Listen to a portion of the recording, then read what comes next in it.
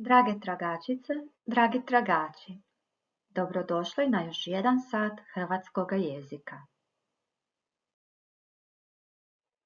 Za današnji rad treba će ti tvoj udžbenik Trag u priči drugi dio, pa te molim da ga pripremiš.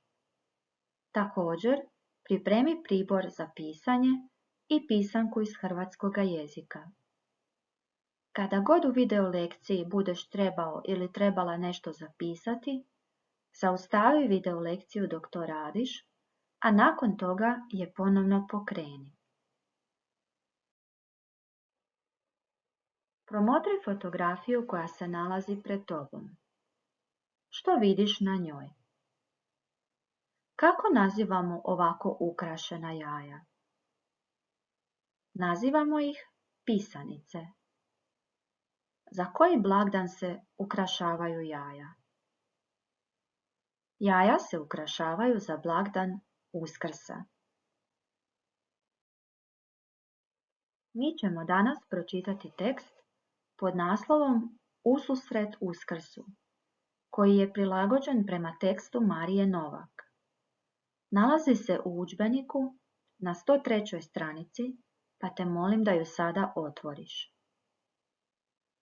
Lijepo se i udobno smjesti, te pažljivo poslušaj tekst.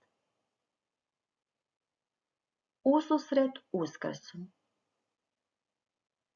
Prije velikoga kršćanskog blagdana Uskrsa vrijeme je korizme, koja traje 40 dana, a sam blagdan, za razliku od Božića, ima promjenjiv datum, ali uvijek je u nedjelju. U korizmi se ljudi suzdržavaju od jedenja mesa, od psovki, trude se biti pažljivi i pristojni jedni prema drugima, suzdržavaju se od ogovaranja i ne daj Bože klevete. I tako se tjelesno i duhovno pripremaju za proslavu Uskrsa. Tjedan prije Uskrsa zove se Veliki tjedan.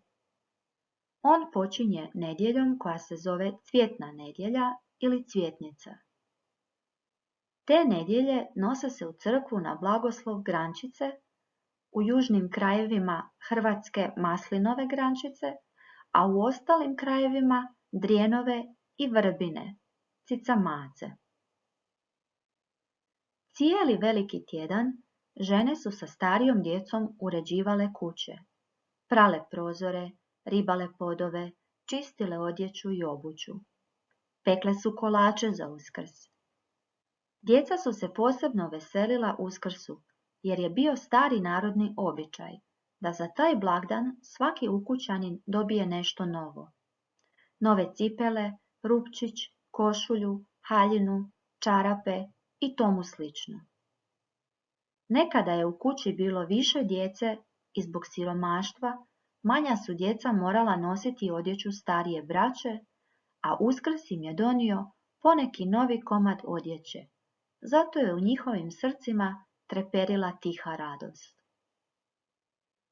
Rano ujutro na Uskrs domaćica bi se svečano obukla, a nakon toga napunila košaru za blagoslov.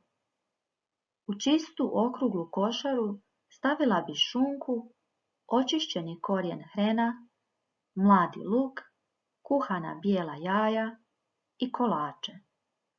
Košaru bi prekrila izvezenom krpicom, stavila na glavu te odnijela u crkvu na blagoslov.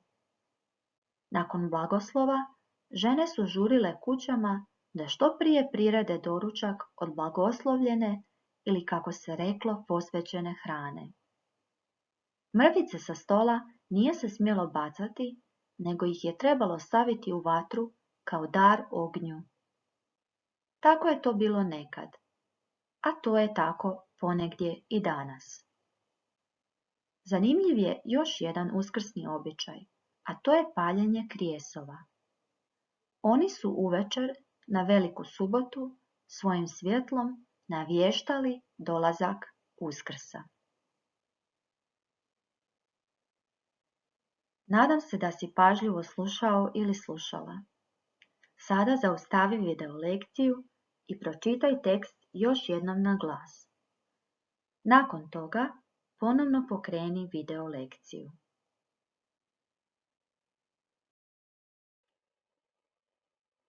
Nakon pažljivog slušanja i čitanja teksta, moći ćeš odgovoriti na pitanja označena balonom koja se nalaze na 103. stranici ispod teksta i pri vrhu 104. stranice. Što je korizma? Korizma je vrijeme prije Uskrsa i traje 40 dana. Kako se ljudi ponašaju u korizmi? U korizmi se ljudi suzdržavaju od jedenja mesa, od psovki, trude se biti pažljivi i pristojni jedni prema drugima, suzdržavaju se od ogovaranja. Drugim riječima, pripremaju se tjelesno i duhovno za proslavu Uskrsa. Kako se zove tjedan prije Uskrsa? Tjedan prije Uskrsa se zove Veliki tjedan. Kojim danom počinje Veliki tjedan? Veliki tjedan počinje u nedjelju prije Uskrsa, koja se zove Cvjetna nedjelja ili Cvjetnica. Čemu su se djeca pred Uskrs osobito radovala? Za Uskrs je bio stari narodni običaj da svaki ukućanin dobije nešto novo, najčešće neki novi komad odjeće. Zbog siromaštva, djeca su obično nosila odjeću starije braće i sestara. Za Uskrs su se radovali nekom novom komadu odjeće, sitnici koja bi ih razveselila. Čime bi domaćica napunila košaru za blagoslov? Domaćice su punile košare za blagoslov šunkom, očišćenim korijenom hrena, mladim lukom, kuhanim bijelim jajima i kolačima. Košaru bi obično prekrile izvezenom krpicom. Zašto su se palili krijesovi uoči Uskrsa? Krijesovi su se palili uvečer Velike subote, jer su svojim svjetlom navještali dolazak Uskrsa. Riješimo sada prvi zadatak na 104. stranici udžbenika. Tekst o uskrsnim običajima ima 5 odlomaka. Za svaki odlomak napiši podnaslov u kojemu ćeš sažeti o čemu se u njemu govori. Pogledaj sada još jednom tekst. Odlomci su jasno razdijeljeni linijama. Pročitaj sada na glas odlomak po odlomak i svakom od njih pokušaj smisliti podnaslov, koji najbolje sažima ono o čemu se u tom odlomku govori. Nakon toga usporedi svoja rješenja s onima u video lekciji. Pogledaj sada prijedlog rješenja. Tvoja rješenja ne moraju biti potpuno ista kao ovdje. Važno je samo da se svaki podnaslov odnosi na odlomak koji si pročitao ili pročitala. Prvi odlomak. Priprema za Uskrs, korizma. Drugi. Veliki tjedan i cvjetnica. Treći. Radost djece. Četvrti. Blagoslov jela u košaricama. I peti. Paljenje krijesova.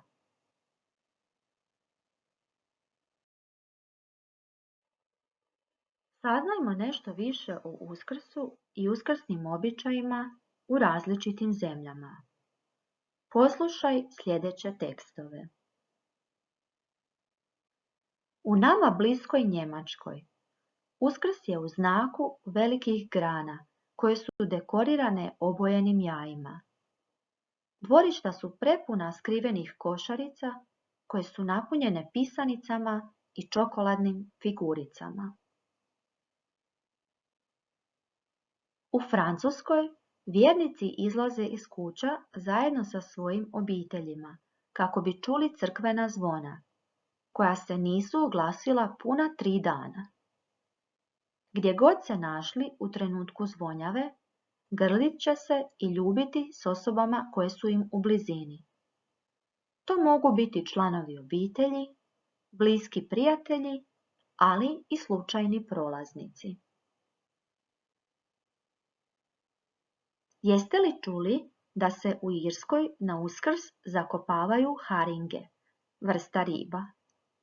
Tim običajem ljudi, a posebno mesari, označuju kraj korizme i početak ponovnoga uživanja u mesu i mesnim prerađevinama. U Italiji se tradicionalno jede posebno napravljena uskrsna torta, torta di paschetta, slani kolač s kuhanim jajima i špinatom, a u Grčkoj uskrsna juha od janjećih iznutrica, magirica.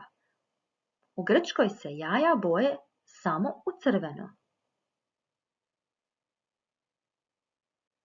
U Austriji se uoči Uskrsa na visoke drvene stupove postavljaju veliki vijenci od zelenila, ukrašeni jabukama, narančama i raznobojnim vrpcama. Švedskoj je zaštitna boja žuta, pa je i Uskrs u toj boji. Tu pisanice ne nosi zeko, već pilići, pa su razumljivo žute boje. Domovi se dekoriraju ukrašenim brezovim grančicama i ukrasima od perja, a kako u to vrijeme još ništa ne cvate, i grmovi po vrtovima dobivaju šarene ukrase. Da bi bili sretni iduće godine, Finci se na Uskrs međusobno udaraju po leđima s vežnjem brezovih grančica, a djeca izlaze na ulice te svim mogućim sredstvima lupaju i buče kako bi najavili kraj korizmenoj tišini. U Poljskoj je kraj posta tek kad se na uskrsnoj jutarnjoj misi blagoslovi, a potom i na licu mjesta u crkvi, isprazni košarica napunjena hranom.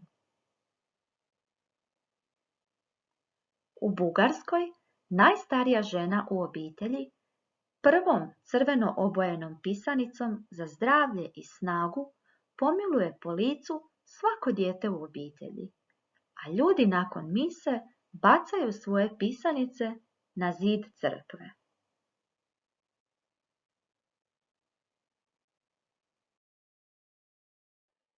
Vjerujem kako ti je bilo zanimljivo čuti o uskrsnim običajima u raznim zemljama svijeta. U posljednjem zadatku današnje video lekcije raspitaj se o uskrsnim običajima svoga kraja. Zapiši u udžbenik 3 običaja. Ovime smo došli do kraja naše današnje video lekcije. Puno te pozdravljam do sljedećeg susreta.